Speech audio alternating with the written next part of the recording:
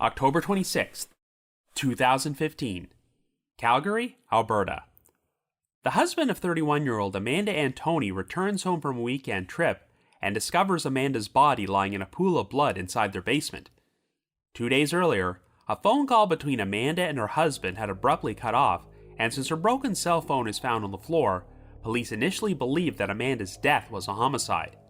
However, after failing to turn up any strong suspects or forensic evidence pointing towards an outside party, investigators start to consider the possibility that Amanda was the victim of an accidental fall down the stairs, but her death remained shrouded in mystery. After that, the trail went cold.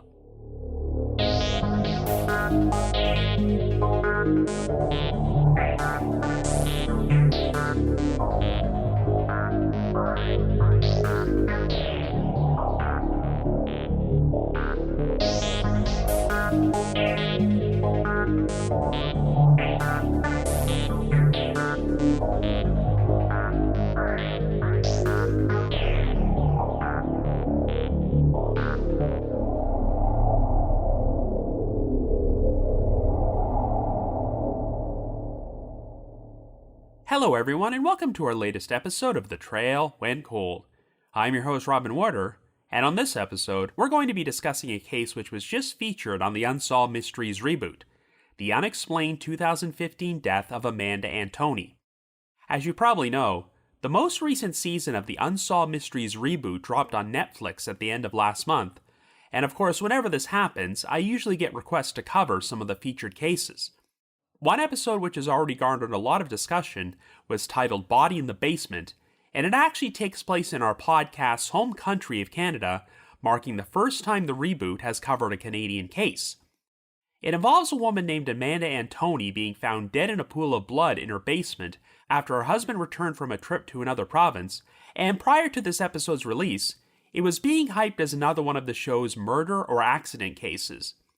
Of course, the Unsolved Mysteries reboot has become a bit controversial for producing a number of episodes like this in which a victim's death was ruled to be an accident or a suicide, but their loved ones believed that foul play had taken place and were seeking justice for what happened.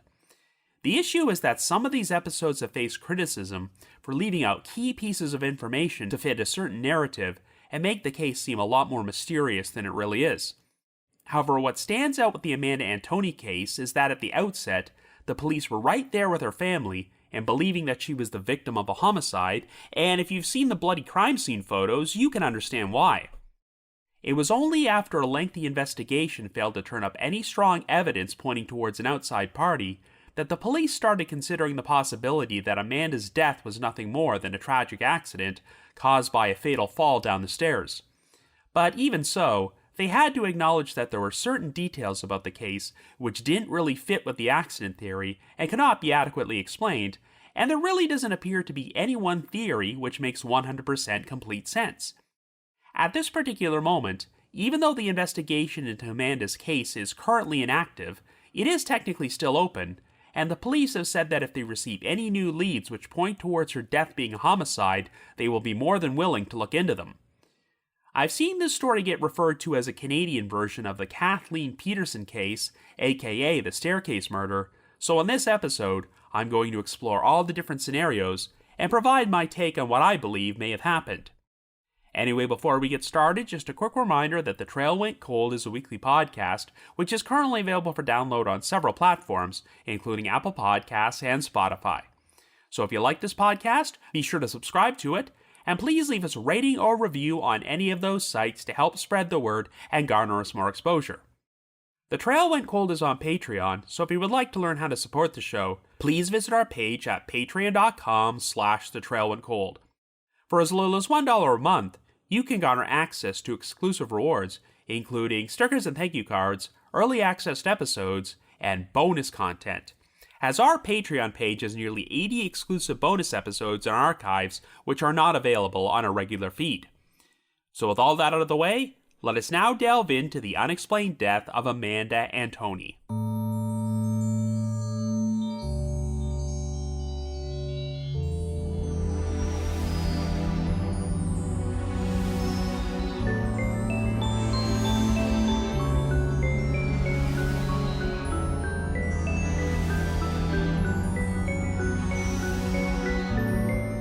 Our story begins in Calgary, Alberta, Canada in 2015, and our central figure is 31-year-old Amanda Antoni. Amanda was originally born in Calgary, but when she was 2 months old, she was taken in by foster parents Leslie and Linda Hogg. The Hoggs would legally adopt her, and Amanda spent her childhood growing up in the small town of Carstairs alongside her 2 older brothers, Daryl and Alan Hogg. She has since returned to Calgary and now lives with her husband, Lee Antoni, in the city's residential Castleridge neighborhood. The couple have been married for 6 years at this point, but while Amanda has a total of 3 nieces and 3 nephews, she does not have any children of her own, as her biggest passion is adopting and caring for rescue animals, and she has a dog named Ruby and 2 cats named Gizmo and Meatloaf. Leslie Hogg passed away in 2010, but Amanda and Lee have recently returned from a trip to San Francisco with Linda and her current partner. They have now made plans to drive to the village of Makwa, Saskatchewan in order to visit Lee's mother and help her settle the estate for his father, who passed away 1 year earlier. But right before they were scheduled to leave on their trip, Amanda came down with a painful migraine and elected to stay home. This would mark the first time the couple had ever spent time apart since they got married, but at around 11 a.m. on Friday, October the 23rd, Lee left Calgary in order to make the 6-hour drive to Makwa. Over the course of the next day, the couple would text each other several times until Lee called Amanda on her cell phone at 7:06 p.m. on the evening of Saturday, October the 24th. According to Lee, Amanda informed him that her migraines were finally going away and she was feeling better, but as they were conversing, he heard their dog Ruby barking in the background. This prompted Amanda to yell out for Ruby to be quiet, and Lee soon heard the dog yelp, followed by the sound of Amanda walking. But Lee then said that he heard a strange noise before the line suddenly went dead at 7:10. Whenever Lee attempted to phone Amanda again, the calls always went straight to voicemail, and over the course of the next 15 hours or so, he sent her several texts without receiving any response. Lee initially figured that Amanda's phone may have broken or had its battery die, so he was not overly concerned and stopped making attempts to contact her. He kept himself busy by helping out his mother with her affairs and decided that he would surprise Amanda when he returned home. Lee left Makwa on the morning of Monday, October the 26th, and arrived back in Castleridge at around 3:45 p.m. After unlocking the front door and entering his residence, Lee was immediately approached by Ruby, who appeared to be in a frenzied mood, so he opened the back door to let her out into the yard to relieve herself. The 2 cats, Gizmo and Meatloaf, also appeared to be in a frenzied mood, and Lee noticed that the pets' food and water bowls were empty, which seemed to indicate that they had not been recently fed. In addition, Ruby had previously urinated on the floor, and nobody bothered to clean up the mess. Even though Amanda's purse and keys were still on the dining room table, Lee was unable to find her in any of the downstairs or upstairs rooms, so he headed towards the basement. But when he turned on the light next to the stairwell, he was shocked to see a large amount of blood all over the floor and walls downstairs. Lee then headed down into the basement and soon noticed Amanda's body lying in a pool of blood, so he immediately went back upstairs and called 911. When first responders arrived, they pronounced Amanda dead at the scene, and they noticed that she appeared to have a significant injury to the right portion of her face. After the Calgary Police Service were summoned to the residence, they classified the whole situation as quote-unquote very suspicious and turned the case over to their homicide unit. Investigators noticed that a chair from the dining room table had been tipped over, and Amanda's cell phone was lying broken on the dining room floor with the screen cracked, which seemed to point towards a violent struggle having taken place. Shards from a ceramic piggy bank were strewn along the basement stairs, and a piggy bank was resting on a ledge near the top of the stairwell with a broken front section missing. Since ceramic shards were found embedded in Amanda's forehead, it was theorized that she could have been struck with the piggy bank before she fell or was pushed down the stairs. Even though Amanda's pants were partially pulled down, it would turn out that she had not been sexually assaulted, but she did have some bruises on her elbows, knees, and hips to suggest she might have been beaten. While Amanda was found barefoot, a pair of slippers were found next to the stairwell and had likely come off her feet during her fall into the basement. There were also a pair of bloody bare footprint impressions on the floor right in front of the stairwell, which meant that Amanda likely survived the initial fall and stood up at some point, but for some reason, she never attempted to walk back upstairs. While no shoe impressions could be found in any of the blood in the basement, there were some swipe marks in the blood to indicate that someone may have attempted to wipe away their footprints. When an autopsy was performed, Amanda's time of death was estimated to have been sometime between 7 and 7:30 p.m. on October the 24th. This was when her final phone call with Lee suddenly cut off, and since there was no activity on her cell phone after 7:10 p.m., it seemed like she may have been attacked by an intruder at that moment. However, there were no signs of forced entry at the residence, and nothing appeared to have been stolen, which seemed to rule out robbery as a possible motive. Lee had to unlock the front door when he returned home, but as you recall, he then immediately let Ruby out into the yard through the back door, and Lee said that he honestly could not recall if the door was locked or unlocked when he turned the knob and opened it. Amanda's funeral was held the week after her death and was attended by hundreds of people who paid tribute to her fun-loving and generous personality. At one point, her brother Daryl stated, quote, "She goes around in the wintertime and fills backpacks full of stuff and then drove around and handed them out to the homeless that she didn't know who they were." End quote. The Calgary Police Service started looking at Lee as a possible suspect in Amanda's death. Amanda ran her own house cleaning business, but she often had to support Lee financially since he struggled to hold down steady employment. While this would cause Amanda to become frustrated and led to the couple getting into fights from time to time, there was no history of domestic violence in the marriage, and as far as anyone can tell, no other serious problems in the relationship. Lee was extensively questioned by investigators, but was very cooperative with them, and his movements on the weekend of Amanda's death were well documented. During a 6-hour drive from Calgary to Mottwa on October the 23rd, Lee stopped at a couple of gas stations and convenience stores and showed up on the surveillance footage from their security cameras. Cell phone records also confirmed that Lee was over 670 kilometers away during the time period Amanda was believed to have been killed. While police explored the possibility that the crime could have been a murder for hire, they could find no evidence that Lee enlisted the services of an outside party to kill his wife, so he was ultimately cleared as a suspect. Lee did not make a comment to the media until just over 1 month after Amanda's death, and told them, quote, "All I really want is my life back. I miss her every day, every minute, every second. We are just lost for words. We just want closure. My life has been changed upside down." End quote. Since Amanda had been suffering from migraines prior to her death, she used her computer to do some research about herbal remedies, so police put out a call for anyone to come forward who might have seen her visiting some local herbalists and pharmacies for treatment that weekend.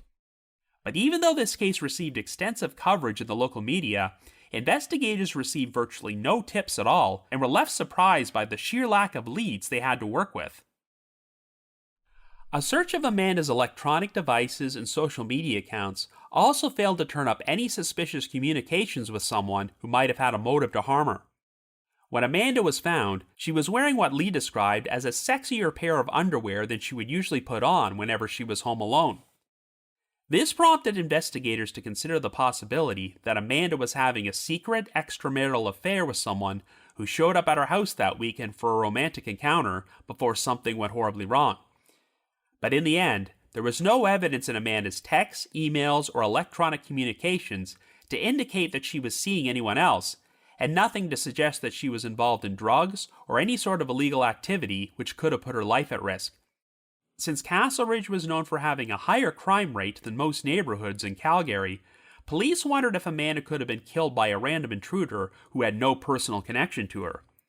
The residence was located in front of an alleyway, which was sometimes used by transients, and Amanda and Lee had previously experienced issues with trespassers using the gate on their fence to enter their backyard from the alleyway in order to steal bottles and cans from their recycling.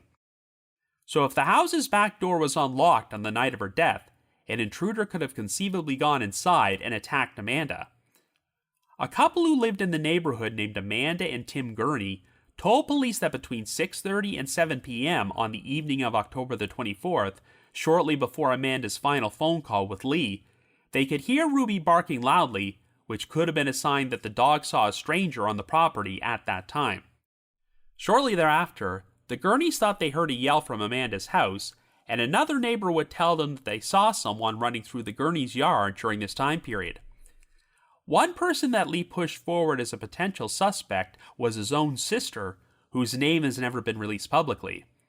According to Lee, his sister hated Amanda and never approved of their marriage, and since she had gotten involved in heavy drugs, Lee and Amanda called child services to have her daughter removed from her home. Lee's sister became so enraged by this that she would call up Lee and Amanda several times per day to demand to know where her child was, and even directly threatened Amanda. Lee believed that his sister may have been capable of inflicting violence or getting someone else to inflict violence on Amanda as revenge, particularly if she knew Lee would be out of town that weekend visiting their mother. Lee's sister was brought in for questioning, but she denied any involvement in Amanda's death, and no evidence could be found to indicate that she was responsible. In July of 2016, it was publicly announced that Amanda's exact cause of death was blunt force trauma, but investigators seemed to be at a loss to explain what exactly happened to her. While Amanda had obviously experienced some sort of serious injury which caused her to lose a fatal amount of blood, she did not experience any traumatic brain injuries or skull fractures or hemorrhages, and her only broken bone was a right orbital bone in her face. The Calgary Police Service performed a lengthy investigation, which involved consultations with the Royal Canadian Mounted Police's Behavioral Sciences Branch and sending numerous pieces of forensic evidence to the lab for testing. But in the end, no traces of DNA belonging to an outside party could be found on Amanda's body or in any of the pools of blood in the basement. There also did not appear to be any outside footprints, palm prints, or fingerprints, and it turned out that the only DNA collected from the scene belonged to Amanda herself. Even though Amanda had some bruises on her body, she did not have any apparent defensive wounds to indicate that she had been involved in a violent struggle with anyone. Calgary Police Inspector Don Coleman told the media, quote, "The cause of death is blunt force trauma, and there's several ways that can happen. There's things with this scene which could be construed as violence or accidental," end quote. Indeed, investigators started to consider the possibility that Amanda's death was not actually a homicide at all, and was simply the result of a tragic, accidental fall. Amanda's toxicology report showed that she had traces of cannabis in her system, which may have been used to treat her migraines, though it was impossible to determine if this could have impaired her so much that it caused her to fall down the basement stairs. As you'll recall, a broken piggy bank found on the ledge next to the stairwell was initially believed to be the murder weapon, since ceramic shards were found embedded in Amanda's forehead. But it turned out there were no fingerprints on the piggy bank, and some dust was still settled on top of it, which seemed to indicate that no one had picked it up off the ledge in quite some time. Police hired a biomechanics engineer to explore the possibility that Amanda could have fallen over, possibly after tripping over her dog, and hit her head on the piggy bank before she fell down the stairs. He concluded that this scenario was possible, as there was a small divot found in the drywall behind the piggy bank on the ledge, which suggested that it had been pushed, so the engineer concluded that Amanda's injuries were consistent with an accidental fall. Well, in December of that year, 14 months after Amanda was killed, the Calgary Police Service announced that they were now inclined to believe that her death was an accident, but since there was not a full consensus on what actually happened, the Office of the Chief Medical Examiner still officially listed her manner of death as undetermined. Of course, Amanda's loved ones did not believe her death was an accident, and felt it was possible that she could have been pushed down the stairs by an unknown party, which caused her to hit her head on the piggy bank on the way down. This could have explained how the killer managed to not leave any DNA behind, and indeed, there were still some discrepancies which seemed to go against the idea of an accidental fall, such as a full laundry basket being found at the top of the stairwell, which was completely undisturbed. The accident theory also cannot account for the dining room chair being knocked over, and Amanda's broken cell phone being found on the floor about 10 feet away from the stairwell. In addition, while the barefoot impressions in the blood meant that Amanda stood up at some point after she fell into the basement, she never attempted to go upstairs to seek help, and it's been theorized that this may have been because her killer was still inside the house at that time. Even though there was a window of approximately 44 hours between Amanda's final phone call and Lee arriving back home, it did not appear that either Ruby the dog or Gizmo or Meatloaf the cats made any attempt to venture downstairs into the basement to see what was wrong with Amanda, as no paw prints were found in the blood. This led to speculation that an intruder may have prevented the pets from doing this. Due to all the unanswered questions surrounding the case, it wound up being submitted to Unsolved Mysteries in 2020 after they announced they were launching a reboot, and the show agreed to profile the story on an episode titled Body in the Basement, which dropped on Netflix on July the 31st, 2024. Staff Sergeant Sean Gregson of the Calgary Police Service's Homicide Unit expressed his hope that this additional exposure might help the investigation and told the press, quote, "As homicide investigators, it is our duty to seek closure and provide answers to a victim's family, answers without a shadow of a doubt. In cases where questions remain, we do everything in our power to uncover the truth." End quote. At this particular moment, the investigation into Amanda Antoni's death is officially considered to be inactive, but police have stated that they are willing to explore new leads or tips if they come in, but for now, there are still a lot of unanswered questions. So I guess you could say, the trail went cold.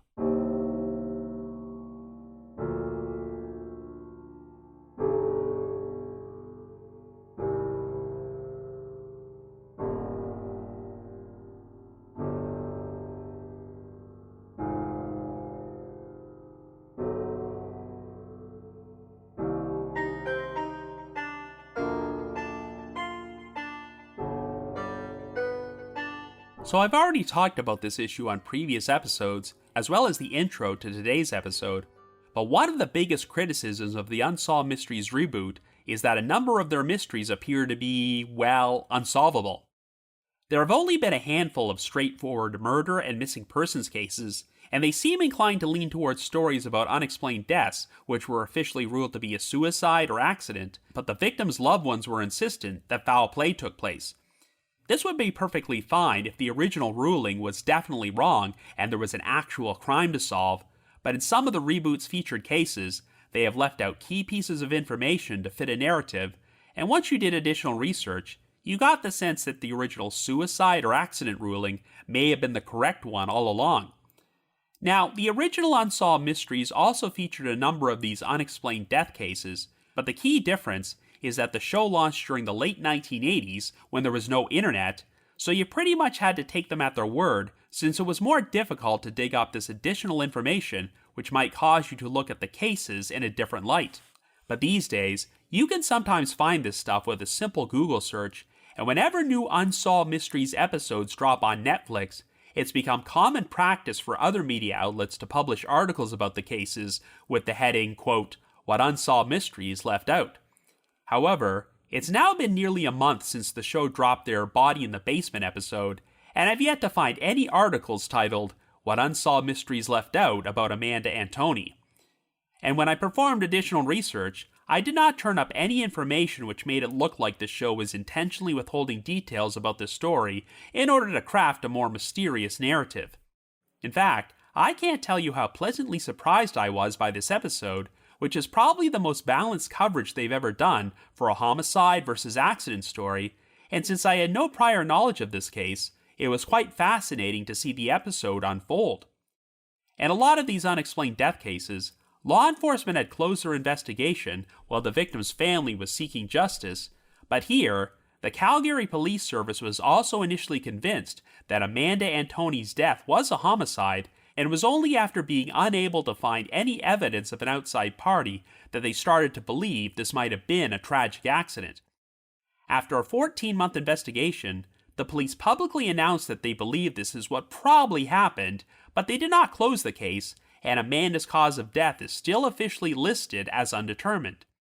It's one of those situations where law enforcement will no longer devote a lot of time and resources to actively working on the case, but if they happen to receive new leads, they're not going to completely ignore them either. To their credit, it sounds like the Calgary Police Service helped submit this story to Unsolved Mysteries, as they hold the belief that even if Amanda's death was an accident, giving her story international exposure could help break the case wide open if it was a homicide after all. In a lot of these unexplained death cases, I think one of the major issues for the victims' families is when law enforcement performs a half-assed investigation or does not communicate with them and acts very callous about the loss of a loved one. Whenever this happens, you can understand why the families would feel compelled to search for answers, even if the original suicide or accidental death ruling was correct. However, I think all of the police investigators interviewed during the Unsolved Mysteries episode came across very well, as they seem open-minded and willing to acknowledge that there's some odd details about Amanda's death they cannot explain, which has left some doubts in their minds about the accident theory. Since this was initially believed to be a homicide, you get the sense that the authorities did do everything they could to try and solve this case, which is all Amanda's loved ones could really ask for. But of course, the big issue is that if Amanda really did suffer an accidental fall down the stairs, and there were no other witnesses present, then how could you ever positively confirm this and know for certain? During his first interview with the media back in 2015, Lee Antoni expressed his frustration over the fact that his pets might hold the key to the mystery, but are unable to share what happened, stating, quote, "I wish I could invent something that would get animals to speak, because if Ruby could speak right now, everything would be solved because she was there. Gizmo was there." End quote. So while we're on the subject of Lee Antoni, even though he was cleared as a suspect, I've searched through a number of online discussions about the case since the release of the episode, and it's surprising to see how many people still seem to believe that Lee was involved in Amanda's death. I mean, obviously, the husband should always be the first suspect you look at, and given that Lee and Amanda were described as being inseparable and had apparently never spent time apart during their 6-year marriage, it might seem like too much of a coincidence that Amanda just happened to die under mysterious circumstances on the one weekend Lee was out of town. If that wasn't enough, it seems apparent that Amanda's death took place during the middle of a phone call with Lee. To be fair, I think the one detail that some people have found odd is that the couple were in constant contact and exchanging texts back and forth during Lee's first 2 days in Makwa, but when Amanda's call abruptly cut off on the evening of Saturday, October the 24th, and she failed to respond to any of Lee's subsequent calls or texts, he did not seem to make more of a concerted effort to find out what happened to her. According to phone records, Lee's last text to Amanda took place at 10:44 a.m. on the morning of Sunday, October the 25th, but after that, he did not make any further attempts to reach her until he drove home and arrived to discover her body at 3:45 p.m. on Monday, October the 26th. Some online commenters have said that if they had been in Lee's position and a phone call with their spouse suddenly got cut off, they would immediately drive back home to find out what happened, or at the very least, call a friend or family member and ask them to go by the house to check if Amanda was okay. But I think this might be one of those hindsight is 20/20 situations in which Lee was just not expecting the worst and never had any inkling his wife might be dead, as he said he felt Amanda had simply broken her phone or the battery went dead. You also have to remember that the primary reason that Lee went to Makwa was to help his mother settle his deceased father's estate, so I'm sure his mind was on other things at the time, and he didn't want to put something like that on hold to drive back to Calgary unless he was absolutely certain something was wrong. It's pretty clear-cut that Lee was over 670 kilometers away during the approximate time period Amanda was killed, and his whereabouts were accounted for the entire weekend. If this was a homicide, it would have been impossible for Lee to commit the crime himself, so the only way he could be involved is if he hired someone to kill Amanda. Perhaps he called up Amanda during the exact time period the perpetrator was supposed to arrive, and hearing the call suddenly cut off was his signal that the job was completed. However, investigators never found any evidence to support this scenario, and since there did not seem to be any serious problems in the marriage, what motive would Lee have? It sounds like the only potential issue is that Lee had a hard time holding down steady employment, and Amanda often had to financially support him, but this means that Lee probably wouldn't have had a lot of money to pay for a murder for hire, and I haven't heard anything about Amanda having a substantial life insurance policy or Lee profiting from her death. You also have to remember that it was Lee who personally told police that he suspected his own sister had killed Amanda, so it sounds like he had a genuine interest in getting this case solved. While some online sleuths have expressed their belief that Lee was putting on an act when he got very emotional during his 911 call and his Unsolved Mysteries interview, I personally thought he came across as genuinely devastated. But if by some small chance this was a murder for hire, then Lee just got incredibly lucky that he was able to obtain the services of a killer who was so skilled that they somehow managed not to leave any DNA or physical evidence behind. So like I just mentioned, the only specific individual who has been pushed forward as a potential suspect is Lee's sister. Her name has not been released publicly, and we don't know much about her background, other than the fact that she had issues with drugs back in 2015, and Lee and Amanda called child services to have her daughter taken away, which could have presented a motive for murder. During the Unsolved Mysteries episode, investigators confirmed that Lee's sister was questioned, and they couldn't find any evidence to implicate her in Amanda's death, though they never specifically stated that she had been ruled out. It's been theorized that if this was a homicide and Amanda was targeted, then the perpetrator may have known she would be home alone since Lee was out of town that weekend. But the issue is that they were originally supposed to travel to Saskatchewan together, and Amanda only backed out at the last minute because of her migraines, so how many people would have even known ahead of time that she was staying home alone? Since Lee was visiting his mother, I suppose it's possible that word could have reached his sister that Amanda did not make the trip, but since she had serious issues with drugs at the time, would she really have been capable of committing a murder without leaving any physical evidence behind? I know Lee pushed forward the idea that even if his sister was not personally present for Amanda's death, she could have sent someone else to harm her, but once again, what are the odds of her finding someone who could pull this off so cleanly? Given the sheer lack of DNA or physical evidence pointing to an outsider, the only way a foul play scenario really makes sense is if someone pushed Amanda near the stairwell, causing her to hit her head on the piggy bank resting on the ledge, and she proceeded to fall down the stairs into the basement and bled to death. If the perpetrator did nothing more than shove Amanda, did not touch any items in the residence, and did not go down into the basement to check on Amanda after she started bleeding, then I suppose they could have pulled this off without leaving behind any evidence. This scenario would actually be more in line with an act of unplanned manslaughter rather than premeditated murder, as the perpetrator may have had no intention of killing Amanda, but got into a physical altercation which led to her falling over and hitting her head and crashing down into the basement. The original crime scene photographs of the stairwell are shown during the Unsolved Mysteries segment, and regardless of whether you believe Amanda's death was a homicide or an accident, you can understand how someone could wind up falling down those steps, even if it wasn't planned. The stairwell was not surrounded by any safety railings, it was pretty much just an open hole in the floor, so it looks like a major death trap. Hypothetically, if Lee's sister was involved, I could see a scenario unfolding where she showed up at the residence to confront Amanda, but wasn't planning on killing her. A violent altercation ensued, which led to Amanda falling down the stairs, so Lee's sister then ran out of the residence in a panic, and just got incredibly lucky that she didn't leave any physical evidence which pointed back to her. According to Lee, he had to unlock the front door when he returned home from Matwa, but he could not be certain if the back door was unlocked when he opened it to let Ruby out into the backyard. So if Amanda was killed by an intruder, then they likely would have had to enter through the back door. Of course, I guess it's possible that Amanda could have answered the front door and let her killer inside before locking it behind her, but that doesn't really fit Lee's description of his final phone call with Amanda, as he says their conversation was suddenly interrupted by the sounds of Ruby barking and Amanda walking, followed by a strange noise before the line suddenly went dead. In retrospect, it appears that Lee may have heard the sound of Amanda dropping her cell phone and breaking it, but there's nothing to indicate that she was attempting to answer the front door at that time.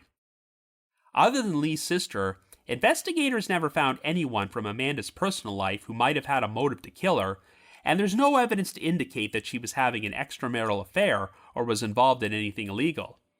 If Amanda was murdered, it was likely done by an intruder who entered through the unlocked back door, and for all we know, it could have been a random transient. On the surface, this would seem to fit the circumstances of how Lee described the final phone call, as theoretically, Ruby could have been barking at an intruder in the house, and when Amanda walked over to investigate, she was attacked and wound up dropping and breaking her phone. But what motive would the stranger have had to kill Amanda, particularly since there were no signs of robbery or sexual assault? The only scenario which would make sense is if the perpetrator pushed Amanda down the stairs and immediately ran out of the house in a panic.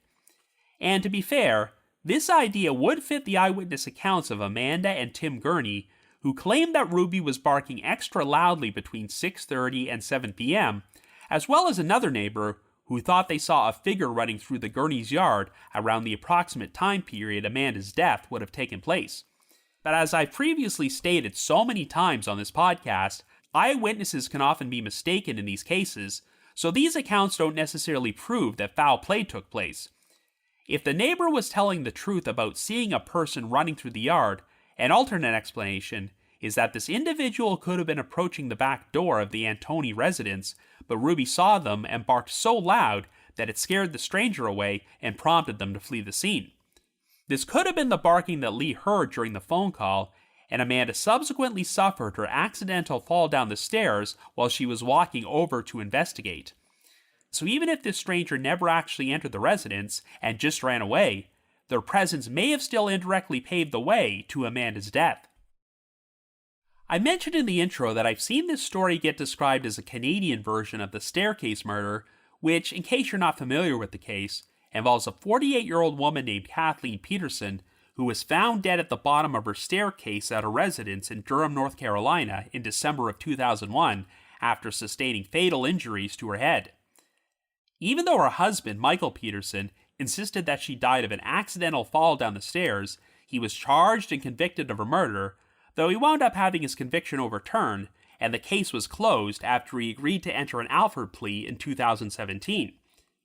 Of course, the story garnered a lot of notoriety after it became the subject of a documentary series titled The Staircase, and while law enforcement has never believed that Amanda Antoni was murdered by her husband, there are a number of parallels between these two cases, since both victims were found at the bottom of a staircase with a large amount of blood at the scene.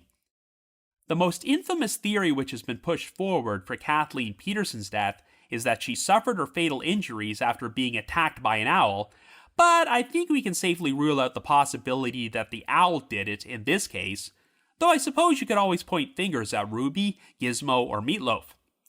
But when you look at the crime scene photos from Amanda's case, I'd say there's just as much, if not more blood present there as at Kathleen's death scene.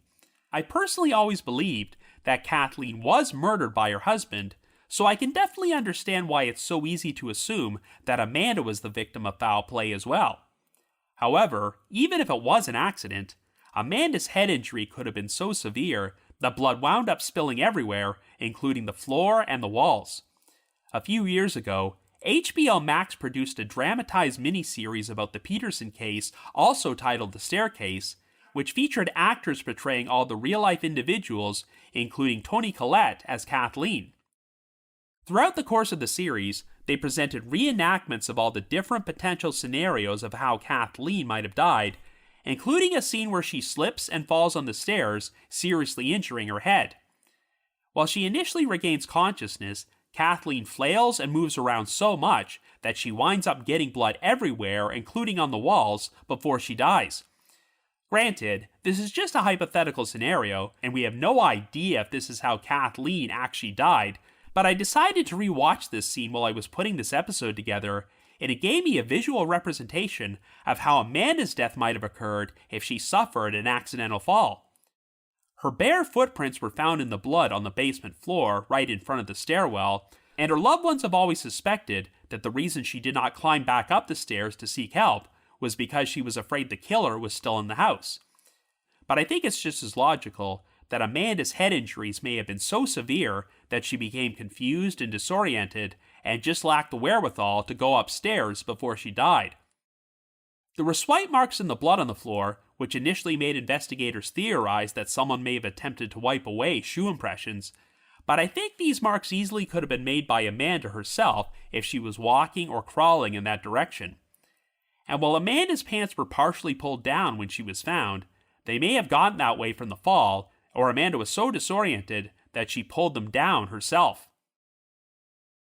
Of course, another big point which has been used to argue the foul play theory is that no paw prints were found in the blood, which seemed to indicate that none of the three pets went down into the basement to check on Amanda during the 2-day window she was dead. This could be seen as a sign that an intruder somehow prevented the animals from going downstairs, but the problem with this theory is that Ruby was walking around free when Lee arrived home and immediately greeted him at the door. In the episode I released 2 weeks ago about the Bricka family murders, the family's 2 dogs were allegedly drugged and kept inside a lower-level room to prevent them from interfering in the murders, and they were still there when law enforcement arrived at the scene. If there was an intruder in the Antoni residence who subdued the pets, it would make more sense if Lee found them locked in a separate room when he returned. And even if Amanda's killer hung around in the residence for a while following her death, I'm sure he didn't remain there for 2 whole days to prevent the pets from going downstairs. Besides, ever since the Unsolved Mysteries episode was released, I've seen numerous commenters on Reddit share their own personal experiences where they fell or suffered some sort of accident or medical emergency, but their own pets never approached them while they were down or attempted to do anything to help. While Ruby was undoubtedly a very loyal and trustworthy dog, not every animal is going to respond to each situation the same way, and for all we know, perhaps she was left so traumatized by the sight of her master falling down the stairs that she couldn't work up the courage to go into the basement. Hell, one theory which has been pushed forward is that Amanda's fatal fall may have been the result of her tripping on Ruby. You can imagine a dog being left completely shaken by that situation. You also have to remember that Amanda was in the basement for around 44 hours before she was found, so there was always the possibility that one or more of the pets went down there after the blood had already dried, which is why they did not leave any paw prints. While the toxicology report showed no signs of alcohol or any hard drugs in Amanda's system, she had been smoking cannabis, which may have been done as a remedy for her migraines. While no one can be certain that this could have caused enough impairment for Amanda to suffer a fatal fall, I previously mentioned that this unsecured stairwell was nothing more than a giant hole in the floor, so I could still see someone accidentally tripping and falling down there, even if they were completely sober and lucid. One point which has been brought up to dispute the accident theory was that an undisturbed laundry basket was resting at the top of the stairs, but when you look at the layout in the crime scene photos, the basket was to the left of the piggy bank on the ledge, so it would have been easy for Amanda to trip and completely miss the basket.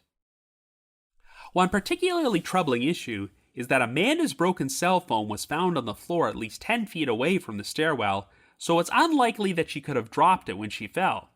But how do we know that Amanda didn't drop and break the phone before she walked over to the stairwell and the fall is completely unrelated? Another strange piece of evidence was the tipped-over chair in the dining room, which looked like it could have been caused by a struggle, but was several feet away from the stairwell.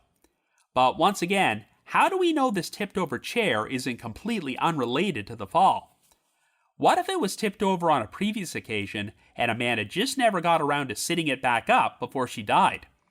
After all, she had been suffering from migraines, and that kind of pain will cause people to procrastinate on otherwise simple tasks such as bending down to pick up a fallen chair. If there had been a violent struggle, you would think there might be a bit more destruction inside the residence besides a broken cell phone and one overturned chair. I still think the most logical scenario for a homicide is someone taking Amanda by complete surprise by sneaking up on her and pushing her down the stairs. Whatever happened, the one thing which is certain is that Amanda's head did strike the broken piggy bank on the ledge, as there were shards found embedded in her forehead and other shards on the stairs. The lack of fingerprints and the presence of dust on the piggy bank would seem to go against the idea of someone picking it up and using it as a murder weapon, but that still doesn't rule out someone pushing her from behind and her head striking it, which would have caused the divot in the drywall.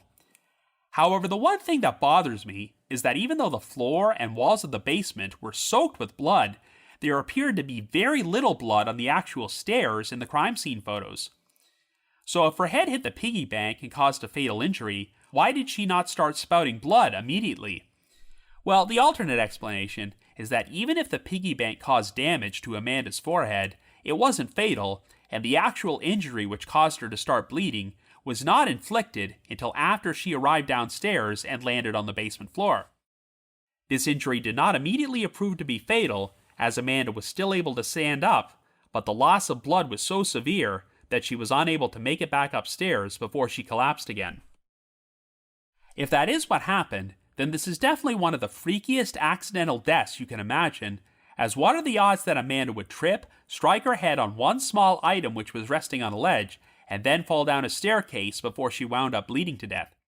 Under the circumstances, you can understand why everyone initially thought this was a homicide, and if there was any physical evidence whatsoever which pointed to an outside party, I'd still believe this is what happened. But overall, I do think that an accidental death is the more logical theory, unless by chance someone made it inside the residence without any forced entry, attacked Amanda from behind, caused her to hit her head on the piggy bank, and then watched her fall into the basement and bleed to death without venturing down there to make sure she was dead, and managed to avoid leaving any physical evidence behind. I suppose that scenario is not impossible, but it would essentially mean that someone has gotten away with the perfect crime, making them either the most ridiculously skilled or most ridiculously lucky murderer of all time. I suppose you can apply the same logic to this case as you can to the unexplained death of Ray Rivera, which was covered on the very first episode of the Unsolved Mysteries reboot. At first glance, it seemed impossible that Ray could have jumped off the roof of the Belvedere Hotel on his own and landed in the spot where his body was found, but the more you think about it, the more you realize that it seems even more unlikely that someone could have intentionally murdered him by throwing his body off the roof and having him land at that location. Here, it might seem far-fetched that Amanda could die accidentally in such an odd fashion, but it seems even more unlikely that someone could murder her in this fashion. All that being said, even if Amanda's death was just an accident, I am glad that Unsolved Mysteries covered this story and worked alongside law enforcement to provide fair and balanced coverage and ensure the full facts were out there. And to their credit, even if the Calgary Police Service still believes that no crime took place, they still want to cover all their bases in order to ensure they provide conclusive answers to Amanda's loved ones. Now that this story has received international exposure, who knows what might happen? Maybe there was someone out there who knows something and has information which could blow the case wide open. And if there isn't, then hopefully Amanda's friends and family will believe that they did everything they could and make peace with the fact that her death was nothing more than a tragic accident. So if you happen to have any information about the death of Amanda Antoni, please contact the Calgary Police Service at 403-266-1234. That's 403-266-1234. And if you prefer to remain anonymous, you can also contact the Crime Stoppers tip line at 1-800-222-TIPS. That's 1-800-222-8477. Another reminder that The Trail Went Cold is on Patreon, so please visit patreon.com/thetrailwentcold to learn how you can support our podcast and become eligible for some pretty neat rewards. Over the past 6 years, our Patreon page has released nearly 80 exclusive bonus episodes, which are all currently available in our archives for our patrons in tiers 2 and 3. This past month, I released a bonus episode about an infamous case from Unsolved Mysteries, the 1994 disappearance of Tina Marcotte, and the subsequent death of the prime suspect, Tom Keeter, who supposedly ended his own life by allowing his head to be crushed with a forklift. In addition, I've also dropped an exclusive bonus episode from my spin-off podcast, The Path Went Chilly, in which myself and my two co-hosts, Jules and Ashley, cover an unsolved missing persons case, the 1989 disappearance of Melanie Melanson. And for our patrons in Tier 3, I've recorded another new audio commentary track which can be played over a classic episode of Unsolved Mysteries, and we now have over 60 of these commentary tracks in our archives. I wanted to remind everyone that in just a few weeks from now, The Trail Went Cold will be traveling to London to appear on Podcast Row at the CrimeCon UK event, which is taking place at 133 Houndsditch on September the 21st and 22nd. If you would like to purchase tickets, we have a specialized promo code to get a 10% discount, so please visit crimecon.co.uk and use the promo code COOL24. Once again, that's crimecon.co.uk, and the promo code is COOL24 for 10% off tickets. I just wanted to give another shout out to my supporters at the Unsolved Mysteries message board at the Sitcoms Online forum and the Unresolved Mysteries subreddit. I need to provide a big thanks to Miguel Foote, who edits and assembles this podcast together for me, and Vince Nitro, who composes the eerie music you hear on every episode. If you haven't already, you can like us on Facebook, follow us on Twitter and Instagram, or leave us a rating or review on Apple Podcasts or Spotify. So have yourselves a great week and join us next Wednesday for another brand new episode of The Trail Went Cold.